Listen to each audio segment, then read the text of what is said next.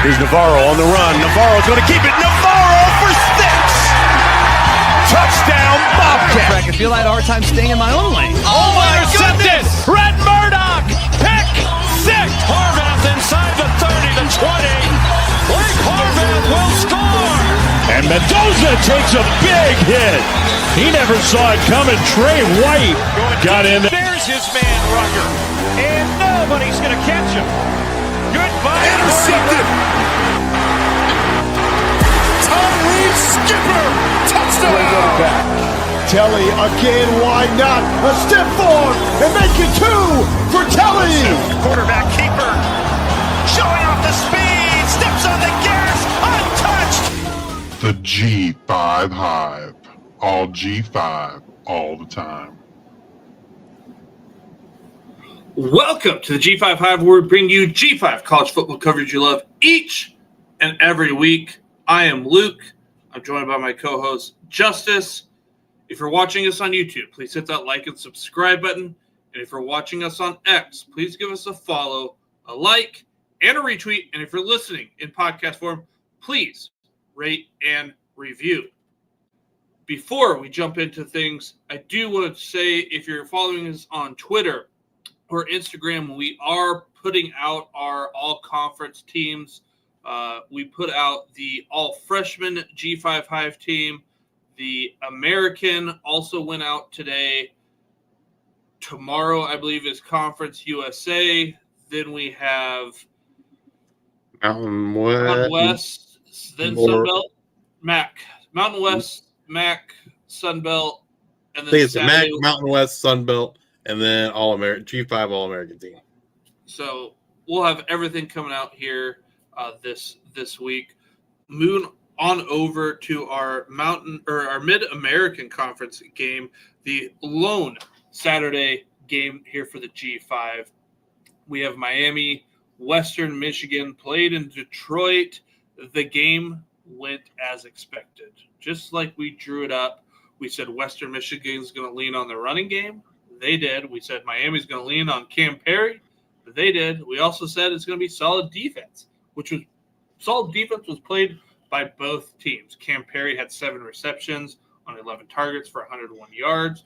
Western Michigan got all their production from Jalen Buckley, who had 193 yards on the ground and 2 touchdowns, while Brock Lowry only had 65. I think that's probably the only thing that we got.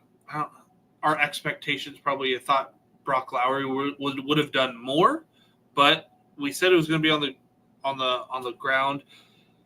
And then in the second half, you take away the kickoffs, you take away punts for those plays, and they ran the ball. Western Michigan did 26 of their 29 plays for 139, and 29 of their 40 plays in the first half were runs. So again, minus those field goals, punts, kickoffs, you could see they only passed the ball 3 times if it wasn't a kick.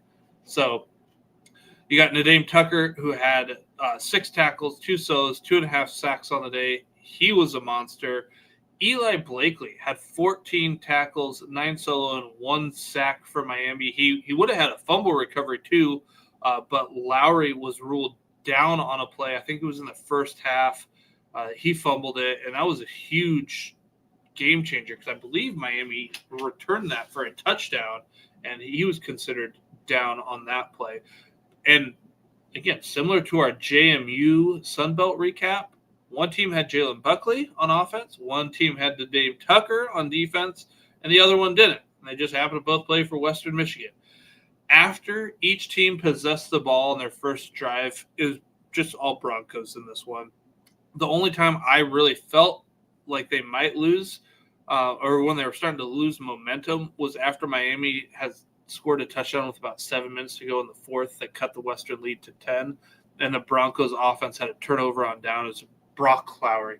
He rolls out to the right and just misses a wide open Blake Bozma, just like sails it right over his head.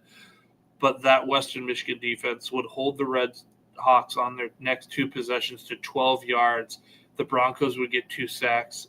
And like I said, Western wins this one 23-13. Huge game there for Western Michigan. Heck of a year for Western Michigan Yeah. sports. They win the national championship for hockey, and then they win a MAC conference championship the first time since 2006.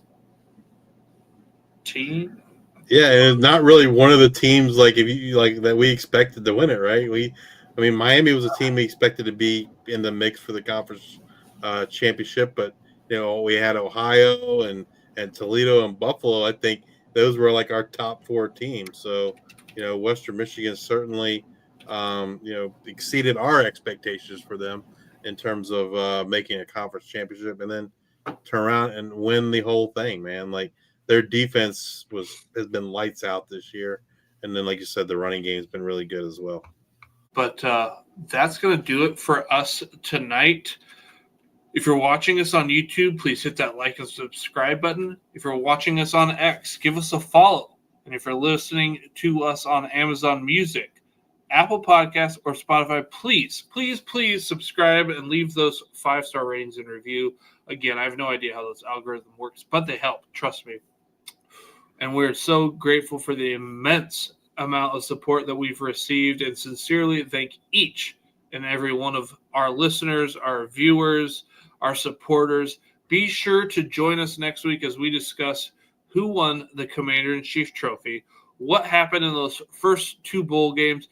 Then we're going to take a look at our 9 bowl game previews plus our 2 playoff previews. They're bowl games too. So we got 11 previews all together. And as always, we will bring you up to date on all the latest news and happenings in the world of G5 college football.